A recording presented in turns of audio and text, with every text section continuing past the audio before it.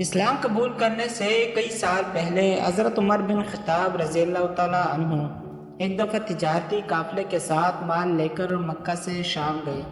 قافلے میں قریش کے کئی اور بڑے سردار بھی شامل تھے۔ یہ قافلہ شام کے سب سے بڑے شہر دمشق گیا اور وہاں اپنا مال بیچ کر مکہ واپس روانہ ہوا۔ تھوڑا سا فاصلہ طے کرنے پر حضرت عمر کو یاد آیا کہ ان کی ایک رشتہ دار خاتون نے انہیں کچھ سونا دیا تھا کہ اسے بیچ کر اس کے لیے کچھ کپڑے وغیرہ لیتے آئے۔ انہوں نے اپنے قافلے کے ساتھیوں سے کہا کہ فلاں عورت کا کام کرنے واپس دمشق جا رہا ہوں، کوشش کروں گا کہ یہ کام کر کے جلدی واپس آ جاؤں۔ حضرت عمر دمشق واپس گئے تو بازار بند ہو چکا تھا۔ مجبوراً وہ ایک مسافر خانے میں ٹھہرے اور سو گئے۔ تھوڑی دیر کے بعد اللہ کا ایک بندہ مسافر خانے میں آیا۔ اس نے حضرت عمر کو جگایا اور اپنے ساتھ اپنے گھر لے آیا۔ یہ بات واضح نہیں تھی کہ وہ شخص حضرت عمر کو پہلے سے جانتا تھا یا ان کے والد خطاب سے ان کی واقفیت تھی۔ انہوں نے حضرت عمر کی بڑی خاطر و مدارت کی۔ کھانا کھا کر تو وہ سو گئے اور ان کا میزبان رات بھر عبادت کرتا رہا۔ صبح کو حضرت عمر بیدار ہوئے تو ان کے میزبان نے کہا کہ اکیلے بازار نہ جانا، بازار میں لٹیرے اکثر مسافروں کو لوٹتے رہتے ہیں، میرے ساتھ چلنا۔ یہ کہہ کر وہ سو گیا کیونکہ رات بھر جاگ رہا تھا۔ حضرت عمر نے اسے جگانا مناسب نہیں سمجھا اور اکیلے ہی بازار چلے گئے۔ ابھی بازار کھلا بھی نہیں تھا، وہ بازار کھلنے کا انتظار کرنے لگے۔ کچھ دیر کے بعد ایک عیسائی پادری اپنے نوکروں کے ساتھ آیا اور حضرت عمر کی طرف اشارہ کر کے اپنے نوکروں کو حکم دیا کہ اس شخص کو پکڑ لو، یہ گرجے کا کام بہت اچھی طرح سے کر لے گا۔ اس زمانے میں حضرت عمر بڑے تن و من پہلوان تھے۔ پادری کے نوکروں نے اس کو پکڑ لیا اور ایک پرانے گرجے میں لے گئے۔ پادری نے اس کو ایک ہتھوڑا دیا اور اس کو گرجے کی ایک دیوار توڑنے پر لگا دیا۔ ایسا معلوم ہوتا تھا کہ وہ اس جگہ پر ایک نیا گرجا پہلے ہی دن والا نیک آدمی پر آیا اور اس نے پوچھا کہ آپ کدھر چلے گئے تھے؟ حضرت عمر نے اسے سارا قصہ بتا دیا۔ وہ شخص آج بھی ان کو اپنے گھر لے گیا اور ان کی بڑی خاطر و مدارت کی اور انہیں تاکید کی کہ کل بازار جاتے وقت مجھے ساتھ لے جانا۔ اس کے بعد وہ عبادت میں مشغول ہو گیا اور حضرت عمر سو گئے۔ دوسرے دن حضرت عمر بیدار ہوئے تو اپنے نیک میزبان کو سوتے پایا۔ انہوں نے اب کی بار بھی اس کو جگانا مناسب نہیں سمجھا اور اکیلے ہی بازار چلے گئے۔ اتفاق سے پھر وہی پادری اپنے نوکروں کے ساتھ آیا اور حضرت عمر کو پکڑ کر ساتھ لے گیا۔ ان کو غصہ تو بہت آیا، لیکن کیا کرتے، غیر ملک میں وہ اکیلے تھے اور کوئی ہتھیار بھی پاس نہیں تھا۔ وہ کچھ باتیں کرنے لگا، لیکن نہ حضرت عمر ان کی زبان سمجھتے تھے اور نہ وہ ان کی زبان سمجھتا تھا۔ اس نے یکا یک اپنی تلوار پر ہاتھ ڈالا۔ حضرت عمر سمجھ گئے کہ وہ ان پر وار کرنا چاہتا ہے۔ انہوں نے فوراً ہی خچر سے اسے کھینچ لیا اور اسے تلوار چھین کر ایک ہی وار میں اس کا کام تمام کر دیا۔ پھر آپ خچر پر سوار ہو کر آگے چلے۔ اس کے بعد کیا ہوا، اس کا حال خود حضرت عمر نے اس طرح بیان کیا ہے کہ اس جگہ سے روانہ ہو کر میں ایک گرجے پہنچا۔ یہاں عیسائیوں کی ایک جماعت رہتی تھی۔ میں گرجے کے اندر داخل ہوا تو گرجے میں رہنے والے سب لوگ میرے ارد گرد جمع ہو گئے اور مجھ سے میرے حالات کے بارے میں پوچھنے لگے۔ پھر وہ اپنے پادری کے پاس مجھے لے گئے۔ پادری مجھے نہایت غور سے دیکھنے لگا اور اس کے بعد کہنے لگا، جیسے معلوم ہوتا ہے کہ تمہیں کسی چیز کا خوف ہے۔ میں نے کہا کہ تم نے کیسے اندازہ لگا لیا کہ مجھے کسی چیز کا خوف ہے؟ اس نے میرے سوال کو ٹال دیا اور کہا کہ اب جب تک چاہے یہاں ٹھہرے، آپ کو یہاں کسی قسم کا کوئی خطرہ نہیں۔ دوسری طرف پادری کے ساتھ 7-8 نوکر تھے اور وہ سب ہتھیار بند تھے۔ پہلے دن کی طرح ہی حضرت عمر ہتھوڑے کے ساتھ گرجے کی دیوار توڑتے رہے۔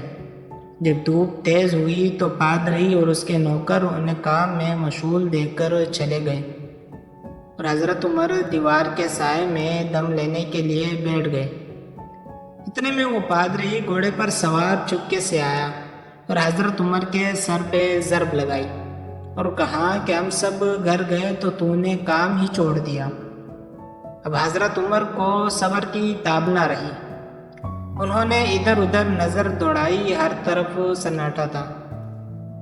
انہوں نے پادری کو گھوڑے سے کھینچ کر نیچے کر لیا اور اس کے سر پہ ہتھوڑے پر ہتھوڑے مارنا شروع کر دی۔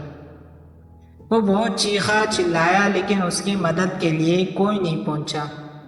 حضرت عمر نے ٹوٹی ہوئی دیوار کا ایک بھاری ٹکڑا اٹھا کر اس کے سر پہ دے مارا۔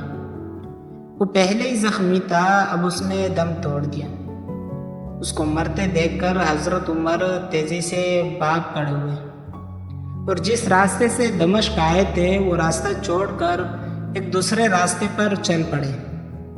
شہر سے کافی دور انہیں ایک خچر پر سوار رومی ملا جو روم سے تعلق رکھتا تھا۔ وہ ان کے ساتھ چلنے لگا۔ آپ ہماری حفاظت میں ہیں۔ پھر اس پادری نے مجھے اپنے گھر میں مہمان کی طرح رکھا اور میرے نہایتی خاطر و مدارت کی اور پھر پوچھا کہ آپ کون ہیں۔ میں نے اسے بتا دیا کہ میں مکہ کا رہنے والا ہوں اور قبیلہ قریش سے تعلق رکھتا ہوں۔ تجارتی قافلے کے ساتھ شام آیا تھا۔ تجارت کا مال بیچنے کے بعد ایک ضروری کام کے لیے مجھے اپنے قافلے سے جدا ہو کر واپس دمشق جانا پڑا۔ اب میں اپنے وطن واپس جا رہا ہوں اور راستہ بھٹک کر یہاں آ نکلا ہوں۔ پادری مجھے غور سے دیکھتا رہا اور بار بار طرح طرح کے سوال کرتا رہا۔ میں نے ان کے آئے نہایت آرام سے رات بسر کی۔ صبح کو آپ نے پوچھا کہ آپ کا ارادہ یہاں ٹہلنے کا ہے یا آگے جانے کا؟ میں نے کہا کہ اب میں آپ سے رخصت ہونا چاہوں گا۔ یہ سن کر پادری نے اپنا ایک شاندار گدھا جو بڑا خوبصورت اور نہایت تیز رفتار تھا لے آیا۔ اس گدھے کی پیٹھ پر کھانے کی مزیدار چیزیں اور قیمتی تحفے بھرے ہوئے تھے اور پھر کہنے لگا کہ آپ اس گدھے پر سوار ہو جائیں اور چل پڑے۔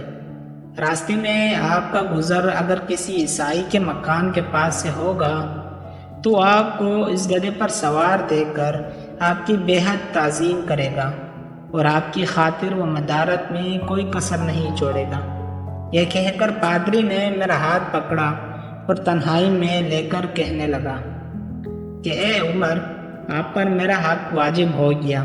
میں نے کہا بے شک۔ اس نے کہا آپ کا تعلق ایک معزز قوم سے ہے، میرا آپ سے ایک غرض ہے۔ میں نے کہا کہ آپ بیان کر لیں، لیکن حیرت کی بات ہے جیسے پریشان حال مسافر سے کوئی غرض رکھتا ہوں۔ اس نے بڑی یقین بھرے لہجے میں کہا کہ سنیں، میں ایک ایسا آدمی ہوں جسے اللہ نے آسمانی کتابوں کا علم عطا کیا ہے۔ میں نے آپ کی ذات میں بہت سی ایسی نشانیاں دیکھی ہیں جو یہ ظاہر کرتی ہے کہ جب ایک مقررہ مدت پوری ہو جائے گی تو حالات میں زبردست تبدیلی آئے گی۔ اس وقت آپ ہمارے ملک کے حاکم بن جائیں گے اور یہاں کے سب شہروں میں آپ ہی کا حکم چلے گا۔ اس کے بعد پادری نے اپنے جیب سے دعات قلم اور کاغذ نکال کر کہا کہ میرا غرض یہ ہے کہ آپ اس کاغذ پر لکھتے ہیں کہ اس گرجے اور اس کی جائیداد پر کسی قسم کا کوئی محصول لاگو نہیں کیا جائے گا۔ میں نے حیران ہو کر پادری سے کہا کیا آپ مجھ سے مذاق تو نہیں کر رہے؟ اس نے کہا قسم ہے اس ذات کی جس نے عیسیٰ علیہ السلام پر انجیل فرمائی، میں جو کچھ کہہ رہا ہوں وہ بالکل سچ ہے۔ آپ مہربانی کریں اور میری درخواست قبول فرمائیں۔ میں نے پادری کی باتوں کو اس کا وہم سمجھا اور جیسے اس نے کہا میں نے اسی طرح کاغذ پر لکھ کر دے دیا۔ اس کے بعد گدھے پر سوار ہو کر چل پڑا۔ راستے میں مجھے کئی جگہ پر عیسائیوں کی جماعتیں ملی۔ انہوں نے مجھے ایک پادری کے گدھے پر سوار دیکھ کر میری بڑی خاطر و مدارت کی۔ میں اس طرح جگہ جگہ عیسائیوں کا مہمان بنتا رہا، تبوک تک پہنچ گیا۔ اللہ کی شان، جس تجارتی قافلے کے ساتھ میں گیا تھا وہ کافی دیر میرا انتظار کرنے کے بعد اسی جگہ سے چل پڑا تھا جہاں میں نے اسے چھوڑا تھا اور اب تبوک میں ایک کنویں کے قریب ڈیرا ڈالے ہوئے تھے۔ قافلے والے میرے ساتھی مجھے دیکھ کر میری طرف دوڑ پڑے اور مجھ سے مل کر بہت خوش ہوئے اور کہنے لگے کہ اے ابن خطاب، ہم لوگ تمہارا انتظار کرتے کرتے بالکل مایوس ہو گئے۔ تو ہم نے اس مقام کو کوچ کر دیا جہاں سے تم واپس دمشق گئے تھے، مگر تمہارے بارے میں ہم سخت پریشان تھے۔ یہ تو بتاؤ کہ اتنے دن تم کہاں رہے؟